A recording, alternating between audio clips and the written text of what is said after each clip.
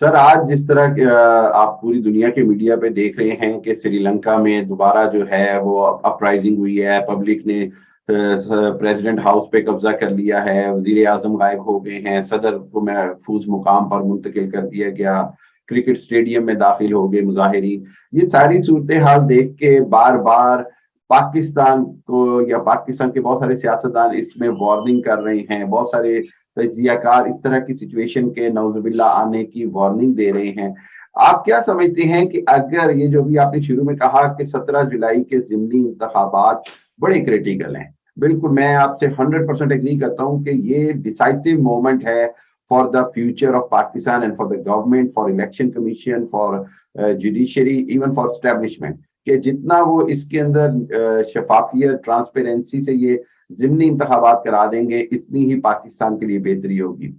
اللہ نہ کرے for instance اگر میں یہ دیکھوں کہ کسی بھی طرح دھونس زبردستی سے ان الیکشن کے اندر نتائج جو ہیں وہ حکومت یعنی شہباز شریف اور حمزہ شہباز اپنے حق میں کرنے کے لیے رانا ثناء اللہ کے انداز میں طاقت استعمال کرتے ہیں، تو آپ کیا دیکھتے ہیں کہ فیوچر میں کیا ہوگا، اس کا رد عمل کیا ہوگا؟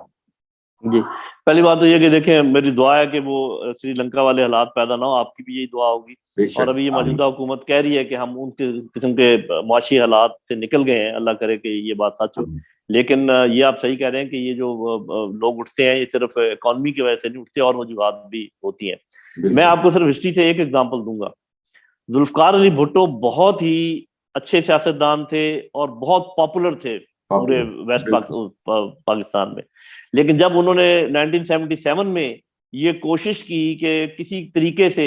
وہ زیادہ سیٹیں لے لیں، کیونکہ 2/3 میجورٹی چاہتے تھے تاکہ وہ کلی ان کا اختیار ہو جائے،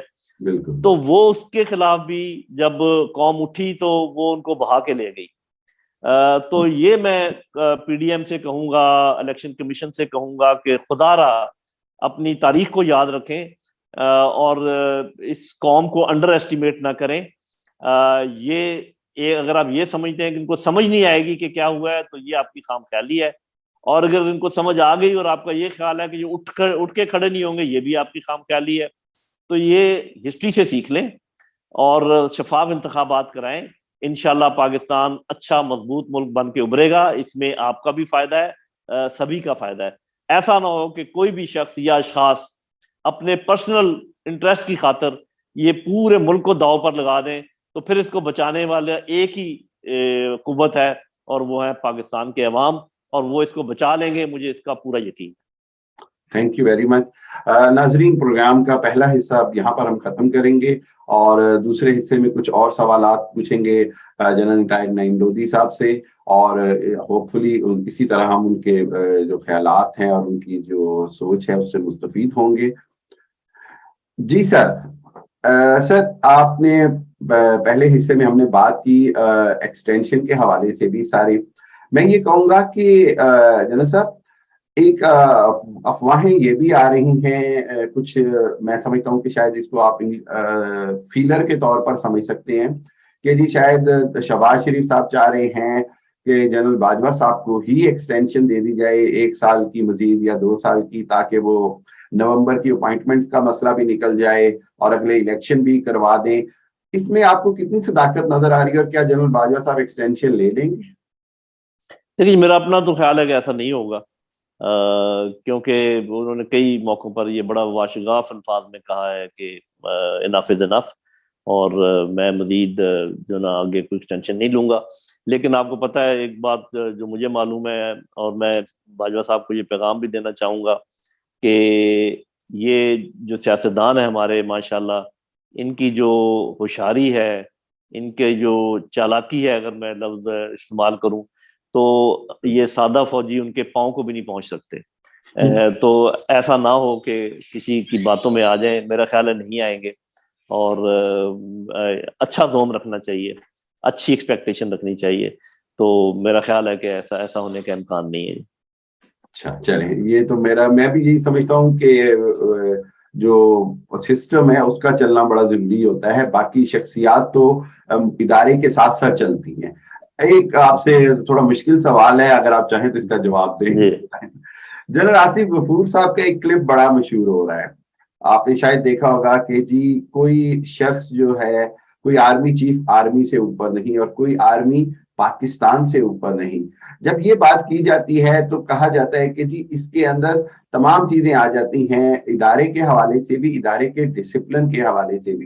आप क्या समझते हैं कि मौजूदा सूरत हाल के अंदर पाकिस्तान आर्मी का जो रोल, जो मैं समझता हूँ न्यूट्रल तो होना चाहिए, इससे कोई इनकार नहीं, लेकिन क्या हम नहीं समझते कि जिस तरह भी आपने शुरू में भी कहा कि अनारकी से बचाने के लिए या पॉलिटिकल डिस्टेबिलिटी जो इकोनॉमिकल डिस्टेबिलिटी बना रही है उससे बचाने के लिए आप क्या समझते हैं कि बहैसियत इदारा क्या रोल अदा किया जा सकता है? और क्या ये उनका बयान ठीक था या आर्मी के अंदर अमूमी तौर पर इस बयान को इसी तरह लिया जाता है? जी, इसका मैं जरूर जवाब दूंगा। ये बयान आपने जिसका जिक्र किया, इससे पहले जनरल बाजवा खुद एक तकरीब में ये बात कर चुके हैं। उन्होंने ये कहा था, और ये बाद में रिपीट किया है आसिफ गफूर साहब ने। अच्छा। उन्होंने ये कहा था कि जी कि कोई भी शख्सियत जो है, कोई भी शख्स इदारे से ऊपर नहीं है और कोई भी इदारा मुल्क से ऊपर नहीं है, स्टेट से आगे नहीं है। अब ये बात ये मीडिया का है कि वो वाला स्टेटमेंट कहीं नहीं नजर आता, हालांकि वो ये खुद जनरल बाजवा की कभी बात है। दूसरी जो आपने बात की, देखिए मैं कहूंगा कि न्यूट्रल होना शायद कोई अच्छा लफ्ज नहीं है, नॉन पॉलिटिकल होना ज्यादा अच्छा पोजीशन है। तो और फौज कह भी यही रही है कि हम नॉन पॉलिटिकल होना चाहते हैं और नॉन पॉलिटिकल हैं, और अल्लाह करे कि ये बात सच हो, क्योंकि ये तो जैसे मैंने कहा कुछ ऐसी आज के ज़माने में, आज के सोशल मीडिया के ज़माने में, आज के मीडिया के ज़माने में लोगों का जो जहन है, जिस तरीके से लोग देखते हैं, परखते हैं, एनालाइज करते हैं, मेरा नहीं ख्याल कि कोई बात छुप सकती है। तो ये क्लियर हो जाएगा ये बात के जो है कि न्यूट्रल है, नॉन पॉलिटिकल है या न्यूट्रल। मैं ये कहता हूँ इसलिए नहीं होना चाहिए कि अगर आपको मालूम हो कि मिसाल के तौर पे आपके साइड पर आग लगी हुई है और उसको बुझाना आपका काम है, कि जी ये हामिद साहब का काम है, मेरा काम नहीं है। तो एक तो ये तरीका है कि मैं बैठा रहूं कि वो आग लगी रहे और कहूँ आप मैं देखूं कि आप बुझा रहे हैं। एक ये है कि जितने मेरे पास वसाइल है मैं उस आग को बुझा दूं। बिल्कुल। इसी तरीके से कोई और खराबी अगर हो रही हो तो जहां तक बस चले आपका, क्योंकि ये देखे ना पाकिस्तान आर्मी का एक रोल तो रहा है ना। आप ये तो नहीं कह सकते कि वो उसका दिफा तो मैं यहाँ कर भी नहीं सकता, लेकिन अब जबकि वो नॉन पॉलिटिकल होना चाहते हैं उनको होने ने।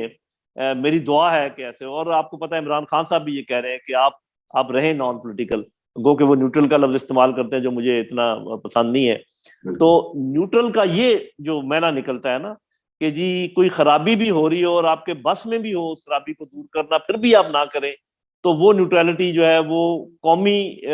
खिदमत में नहीं आती, वो फिर कौमी मफाद में नहीं है। तो ये मैं समझता हूँ कि वो जो मैं बात कर रहा हूँ कि जो इनका बनता है वो न्यूट्रलिटी के खिलाफ है, लेकिन नॉन पॉलिटिकल होने के खिलाफ नहीं है। नॉन पॉलिटिकल का ये मतलब है कि आप कोई ऐसा काम ना करें जिससे किसी एक पॉलिटिकल ग्रुप को फायदा पहुंचे, लेकिन अगर किसी भी आपके काम से, चाहे वो पॉलिटिकल नौयत का ही हो, आपके मुल्क को फायदा पहुंचे और दोनों पॉलिटिकल धड़ों में से किसी को वाज़ेह फायदा ना हो, तो उसको मैं पॉलिटिकल इंटरफेरेंस नहीं कहता, कम से कम मैं नहीं समझता। तो अल्लाह करे कि ये ऐसे ही चले मामला, ये साबित हो जाए कि हमारी एस्टेब्लिशमेंट जो है वो नॉन पॉलिटिकल है, लेकिन चूंकि लोगों को आदत नहीं है, लोगों को जो उन्होंने एतबार नहीं है, उनको इसके लिए थोड़ा टाइम लगेगा। तो मेरा ख्याल एक दो अगले चीफ जब तक ये शो नहीं करते वाकई कि जी हम नॉन पॉलिटिकल हैं, तो लोगों को जरा मुश्किल से यकीन आएगा। तो सवाल आपका मुश्किल था, लेकिन मैंने अपनी तरफ से इसका आसान जवाब दे दिया। बहुत अच्छा सर। अब एक और सवाल है, सोशल मीडिया के ऊपर, स्पेशली सोशल मीडिया के ऊपर बहुत सारे नॉन आर्मी वेटरन्स, मैं नाम नहीं लूंगा, मतलब मेजर साहब हैं एक, और ब्रिगेडियर साहब हैं एक, कर्नल साहब हैं, बहुत ज्यादा पॉलिटिकल ओपिनियन अपनी शो कर रहे हैं, इस हद तक कि उनमें से 2 साहब हैं उनको पाकिस्तान छोड़कर बाहर आना पड़ा कि जी मुझे बहुत ज्यादा दबाव था मेरी पॉलिटिकल नजरियात की वजह से। आप क्या समझते हैं कि इस तरह के जो आर्मी वेटरन इतनी एक्सट्रीम पोजीशन ले लेते हैं, उससे क्या वो अपनी उस हक के राय जो आजादी है, एक्सप्रेशन है, उसको इस्तेमाल कर रहे हैं या उससे इदारे को नुकसान होता है? یہ دیکھیں بات یہ ہے کہ آپ پولیٹیکل افیلیشن پر کوئی پابندی نہیں ہے، کوئی قدغن نہیں ہے، پولیٹیکل تھاٹ پر بھی پابندی نہیں ہے. آپ کہہ سکتے ہیں کہ جی فار ایگزامپل اگر آپ یہ کہیں جی زیادہ لوگ عمران خان کے ساتھ ہیں تو یہ آپ کی پولیٹیکل اسیسمنٹ ہے، اس پر کوئی پابندی نہیں ہو سکتی. لیکن جب آپ ایک ادارے اور خاص کر اس کے سربراہ کو اسپیشل نشانہ بنانا شروع کر دیں تو وہ پھر آپ ایک طریقے سے پاکستان کو کمزور کرنے کی اس میں شامل ہو جاتے ہیں. تو یہ جو جن کا آپ ذکر کر رہے ہیں جو میجر عادل ہیں یو کے میں موجود ہیں، ان کو میں نے خود کئی دفعہ یہ بات کہی ہے، اور وہ خود کبھی آپ ان سے ملیں بات کریں وہ اس بات کو اکنالج کریں گے. میں ان کو یہ کہتا رہا کہ ایک تو یہ کہ پیس کا پلیٹ فارم استعمال نہیں ہونا چاہیے کسی بھی پولیٹیکل ڈبیٹ کے لیے، اور دوسرا یہ کہ آپ اگر آپ کو شک بھی ہے، اگر آپ کو کچھ لگ رہا ہے کہ فوج کوئی کردار ادا کر رہی ہے اچھا یا برا، اس کا آپ ذکر نہ کریں کیونکہ وہ پالیٹکس میں نہیں آتا. آپ پولیٹیکل بات جو مرضی کریں، آپ کہیں کہ بھی فلانا اچھا آدمی نہیں ہے، وہ چور ہے، اس کے اوپر یہ مختلف مقدمے ہیں اور فرد جرم عائد ہونے والی تھی اور یہ کیسے یہ بن گیا، تو لیکن جب آپ یہ کہتے ہیں کہ بنایا کس نے اور کیوں بنایا تو پھر آپ انوالو کر رہے ہیں اپنا ایک انسٹیٹیوشن کو، تو وہ جو ہے اس سے گریز کرنا چاہیے. اور اکثر آپ دیکھیں گے کہ عادل کو تو میں زیادہ نہیں جانتا، کچھ اور لوگ جو بات کر رہے ہیں، کینیڈا سے بھی بات ہو رہی ہے اور انگلینڈ سے ایک اور صاحب بھی بات کر رہے ہیں، یہ وہ لوگ ہیں یا تو نکالے گئے ہیں فوج سے یا کسی وجہ سے ان کو چھوڑنی پڑی، اور وہ ایک ان کے دل میں ایک کڑواہٹ بھی ہے جس کو وہ نکالنے کی کوشش کر رہے ہیں. تو میری یہ سجیشن ہے کہ دیکھیں اگر آپ کو یہ یقین ہو کہ فوج کی کمزوری کا مطلب ہے ملک کی کمزوری، تو پھر آپ کو فوج کے خلاف کوئی اگر آپ کے دل میں بات ہے بھی، جو کہ ہو سکتی ہے، جیسے میں نے کہا کہ فوج نے جو پہلے پیچھے کام کیے ان کا میں دفاع نہیں کر سکتا، لیکن میں کبھی سر عام یہ نہیں کہوں گا کہ نام لے کر کہ اس نے یہ کیا اور اس نے یہ کیا، تاکہ میں یہ چاہوں گا کہ کسی بھی طریقے سے جو مین فوج ہے اور جو اس کا سربراہ ہے اس کے اندر کوئی خلیج پیدا نہ ہو، کیونکہ یہ جو پاکستانی فوج کا جو حیت ہے، جو اس کی کنسٹرکشن ہے، وہ ایسی ہے کہ اگر آپ سربراہ کو الگ کرنے کی کوشش کریں گے تو پوری فوج کھنچے گی ساتھ اس کے، اور وہ ساری خرابی اکٹھی ہوتی ہے. اس سے میرا خیال ہے گریز کرنا چاہیے، جتنا مرضی آپ پولیٹیکل میدان میں جو مرضی کہیں. اور یہ میں دوبارہ کہہ رہا ہوں کہ فوج کی کچھ اعمال کے خلاف آپ کے ذہن میں ہو بھی سکتی ہے بات، لیکن ٹی وی پہ آ کے جب کہ ساری دنیا سن رہی ہو، آپ کے دشمن سن رہے ہوں، اس وقت تک ویسی باتیں شروع کر دیں کہ ہماری فوج تو یہ وہ، تو پھر 100 سے پھر آپ کو پتا ہے کہ میجر گوریو کیا کرتا ہے، وہ آپ ہی کے لوگوں آپ ہی کی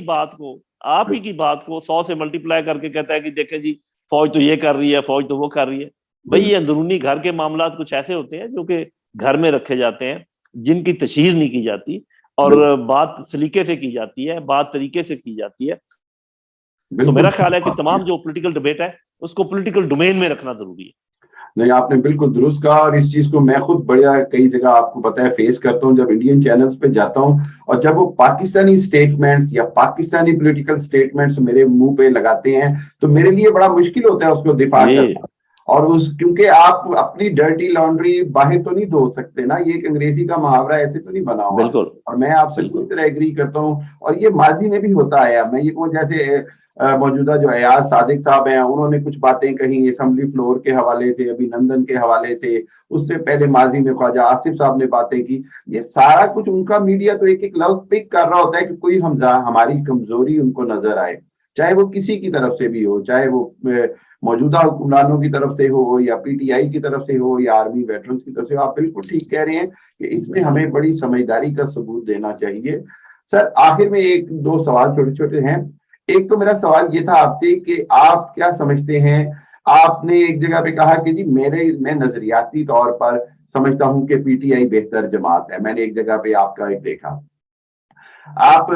کیا سمجھتے ہیں کہ آئندہ آنے والے الیکشنز میں کیا، اگر امید بھی یہ ہے انشاءاللہ کہ فیئر اینڈ ٹرانسپیرنٹ اگر الیکشن ہوتے ہیں تو کیا رزلٹ نکلے گا موجودہ صورتحال کے حوالے سے؟ جی بہت شکریہ. پہلے تو یہ کہ میں ابھی تک پی ٹی آئی کا ممبر نہیں ہوں. ٹھیک ہے، گو کہ میں ان آپ کے نے ہمدردی دکھائی تھی ایک، میں جی دیکھا تھا آپ نے کہا تھا جی میری افیلیشن اور ایک ہمدردی ہے ان کی طرف، اور اس کی وجہ بھی میں نے آپ کو بتائی تھی کہ جب میں دونوں سائڈوں کا موازنہ کرتا ہوں تو اس وقت میں سوچتا ہوں، اور جو مین جو میرا میرے دل میں ہے، جس اسیسمنٹ کی بنیاد پہ میں کرتا ہوں کہ دیکھیں اچھے اور برے لوگ دونوں طرف ہیں، بڑے اچھے اچھے لوگ موجود ہیں پی ایم ایل این میں بھی اور پیپل پارٹی میں بھی، اور بہت برے لوگ موجود ہیں پی ٹی آئی میں بھی. لیکن پی ٹی آئی میں کوئی فیملی بزنس کے طور پہ سیاست نہیں چل رہی، موروثیت نہیں ہے، یہ نہیں ہے. دیکھیں میں اتنا حیران ہوتا ہوں جب میں دیکھتا ہوں کہ پیپل پارٹی کے وہ ممبر، وہ لوگ جو کہ اس کو بنانے میں، جن کا شروع میں بنانے میں آتا ہے یہاں تک اتنا سفر، وہ ہاتھ باندھ کے کھڑے ہوتے ہیں کسی کے آگے جو کہ کل کا بچہ ہے یا جو بھی ہے. ٹھیک ہے، میں سمجھتا ہوں کہ ذہین ہے، لیکن مطلب حق ہوتا ہے نا پالیٹکس میں. اسی طریقے سے آپ ادھر دیکھ لیں